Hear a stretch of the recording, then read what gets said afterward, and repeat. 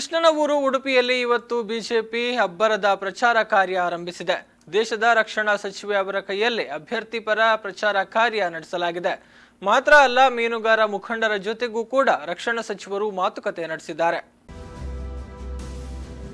ಉಡುಪಿ ಚಿಕ್ಕಮಗಳೂರು ಲೋಕಸಭಾ ಕ್ಷೇತ್ರ ಕಾವೇರ್ತಾ ಇದೆ. ಬಿಜೆಪಿಯ ಪ್ರಧಾನ ಕಾರ್ಯದರ್ಶಿ ಹಾಗೂ ಪ್ರಭಾವಿ ಮುಖಂಡೆಯಾಗಿರುವ ಶೋಭಾ ಕರಂದ್ಲಾಜೆಗೆ ಟಿಕೆಟ್ ಕೊಡುವುದಕ್ಕೆ ಪಕ್ಷದಲ್ಲೇ ಅಪಸ್ವರ ಇತ್ತು. ಆದರೆ ವಿರೋಧದ ಮಧ್ಯೆಯೂ ಟಿಕೆಟ್ ಪಡೆಯುವಲ್ಲಿ ಯಶಸ್ವಿಯಾಗಿರುವ ಶೋಭಾ ಕರಂದ್ಲಾಜೆ ಮತ್ತೆ ಅದೃಷ್ಟ ಪರೀಕ್ಷೆಗೆ ಇಳಿದಿದ್ದಾರೆ. ನಾಮಪತ್ರ ಸಲ್ಲಿಕೆಗೂ ಮುನ್ನ ದೇಶದ ರಕ್ಷಣಾ ಸಚಿವೆ ನಿರ್ಮಲಾ ಸೀತಾರಾಮನ್ ಅವರನ್ನ ಉಡುಪಿಗೆ ಕರೆಸಿಕೊಂಡಿರುವ ಶೋಭಾ ಕರಂದ್ಲಾಜೆ ಅವರಿಂದಲೇ ಪ್ರಚಾರದ ರಣಕಹಳೆ ಮೊಳಗಿಸಿದ್ದಾರೆ.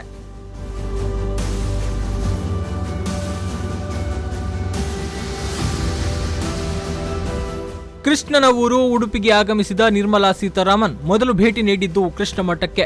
ಕಡೆಗೋಲು ಕೃಷ್ಣನ ದರ್ಶನ ಪಡೆದ ನಿರ್ಮಲಾ ಸೀತಾರಾಮನ್ ಪರ್ಯಾಯ ಪಲಿಮಾರು ಶ್ರೀಗಳಿಂದ ಮಂತ್ರಾಕ್ಷತೆಯನ್ನ ಪಡೆದುಕೊಂಡ್ರು. ಶ್ರೀಗಳು ವಿಂಗ್ ಕಮಾಂಡರ್ ಅಭಿನಂದನ್ ಅವರನ್ನ ಮಠಕ್ಕೆ ಕರೆಸಿಕೊಡಬೇಕು, ಅವರಿಗೆ ಸನ್ಮಾನ ಮಾಡಬೇಕು ಅಂತ ಕೇಳಿಕೊಂಡ್ರು.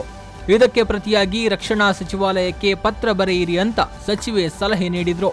ಬಳಿಕ ಮೀನುಗಾರರ ನಾಪತ್ತೆ ಪ್ರಕರಣಕ್ಕೆ ಸಂಬಂಧಪಟ್ಟಂತೆ ಉಡುಪಿ ಹಾಗೂ ಉತ್ತರ ಕನ್ನಡದ ಮೀನುಗಾರ ಮುಖಂಡರೊಂದಿಗೆ ಸಮಾಲೋಚನೆ ನಡೆಸಿದ್ರು.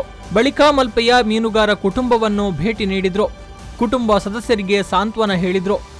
ನಾಪತ್ತೆ ಪ್ರಕರಣವನ್ನ ಬಹಳ ಗಂಭೀರವಾಗಿ ಪರಿಗಣಿಸಿದ್ದೇವೆ. ಪ್ರಮೋದ್ ಮಧ್ವರಾಜ್ ಅವರು ಯಾವುದೇ ಸಾಕ್ಷಿಗಳಿಲ್ಲದೆ ನೌಕಾದಳದ ಮೇಲೆ ದೂರೋದು ಸರಿಯಲ್ಲ. ಅವರು ಕೂಡ ಜವಾಬ್ದಾರಿಯುತವಾಗಿ ವರ್ತಿಸಬೇಕು. ಚುನಾವಣಾ ಸಂದರ್ಭದಲ್ಲಿ ಇಂತಹ ಸೂಕ್ಷ್ಮ ವಿಚಾರಗಳ ಕುರಿತು ಹೇಳಿಕೆಗಳನ್ನ ನೀಡುವ ಮೊದಲು ನೋಡಿಕೊಳ್ಳಬೇಕು ಅಂತ ಹೇಳಿದ್ರು. I have suggested to them, fully conscious that the model code of conduct is in place. If they want, I have suggested to them just the families, no politician, no nobody.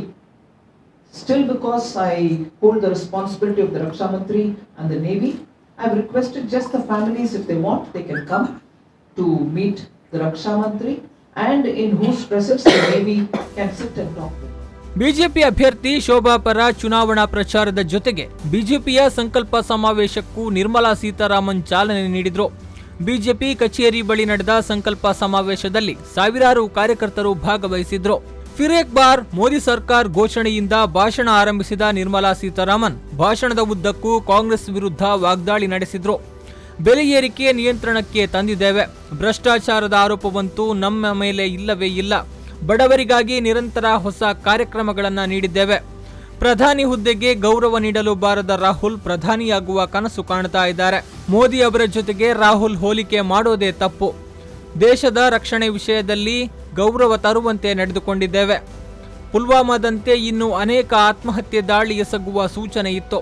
ಹಾಗಾಗಿ ಅದನ್ನು ತಡೆಯಲು ಕಾರ್ಯಾಚರಣೆ ಮಾಡಲೇಬೇಕಿತ್ತು. ನಾವು ಸುಮ್ಮನಿದ್ದಿದ್ದರೆ ನಮ್ಮ ದೇಶ ನಮ್ಮನ್ನ ಕ್ಷಮಿಸ್ತಾ ಇರಲಿಲ್ಲ. ಹಾಗಾಗಿ ಭಯೋತ್ಪಾದನಾ ಕೇಂದ್ರವನ್ನೇ ಧ್ವಂಸ ಮಾಡಿದ್ದೇವೆ. ಪಾಕಿಸ್ತಾನಕ್ಕೆ ಆಗದ್ದನ್ನ ಮೋದಿ ಮಾಡಿ ತೋರಿಸಿದ್ದಾರೆ. ಮುಂಬೈ ಅಟ್ಯಾಕ್ ಆದಾಗ ಕಾಂಗ್ರೆಸ್ ಧೈರ್ಯ ತೋರಿದ್ರೆ ಈ ರೀತಿ ಪರಿಸ್ಥಿತಿ ಬರ್ತಾ ಇರಲಿಲ್ಲ. ಸೇನಾ ಮುಖ್ಯಸ್ಥರನ್ನೇ ಬೀದಿಯ ಗೂಂಡಾ ಅಂತಾರೆ. ಮೊಯ್ಲಿ ಸೈನ್ಯದ ಮುಖ್ಯಸ್ಥರನ್ನ ಸುಳ್ಳ ಅಂತಾರೆ. ಮಣಿಶಂಕರ್ ಅಯ್ಯರ್ ಪಾಕಿಸ್ತಾನದ ನೆರವು ಕೇಳ್ತಾರೆ. ಪಾಕ್ ಪ್ರಧಾನಿಗೆ ನೊಬೆಲ್ ಕೊಡಬೇಕು ಅನ್ನೋರು ಕಾಂಗ್ರೆಸ್ನಲ್ಲಿ ಇದ್ದಾರೆ ಅಂತ ವಾಗ್ದಾಳಿ ನಡೆಸಿದ್ರು. एक उनका वरिष्ठ नेता आर्मी चीफ को सड़क का गुंडा बोलता है, दूसरा बोलते हैं जो इधर कर्नाटका से वरिष्ठ है, सीनियर लीडर है, उनके लेख मतलब कन्नड़ में वो चरित्र और रामायण लिखते हैं, इतना अच्छा लिखते हैं. ऐसे ज्ञानी कांग्रेस के नेता, वरिष्ठ नेता आर्म फोर्सेस का एयरफोर्स चीफ को झूठा बोलता है, लायर बोलते हैं. मुझे दुख है, पढ़े लिखे हैं, लिखता है बहुत, वो एयरफोर्स चीफ को लायर बोलते हैं. ಉಡುಪಿಯಲ್ಲಿ ಸಂಕಲ್ಪ ಸಮಾವೇಶದ ಮೂಲಕ ಬಿಜೆಪಿ ಪ್ರಚಾರಕ್ಕೆ ಚಾಲನೆ ನೀಡಿರುವ ನಿರ್ಮಲಾ ಸೀತಾರಾಮನ್ ಅಭ್ಯರ್ಥಿ ಗೆಲುವಿಗೆ ಶ್ರಮಿಸಬೇಕು ಅಂತ ಕಾರ್ಯಕರ್ತರಿಗೆ ಕರೆ ನೀಡಿದ್ದಾರೆ. ಮಾತ್ರ ಅಲ್ಲದೆ ಶೋಭಾ ನಾಮಪತ್ರ ಸಲ್ಲಿಕೆ ವೇಳೆ ಹಾಜರಾಗಿದ್ದಾರೆ. ಈ ಮೂಲಕ ಉಡುಪಿ ಚಿಕ್ಕಮಗಳೂರು ಕ್ಷೇತ್ರದಲ್ಲಿ ಬಿಜೆಪಿ ತನ್ನ ಪ್ರಚಾರವನ್ನ ಅಬ್ಬರದಿಂದಲೇ ಆರಂಭಿಸಿದೆ. ಪಲ್ಲವಿ ಸಂತೋಷ್, ವಿ4 ನ್ಯೂಸ್ 24/7 ಉಡುಪಿ.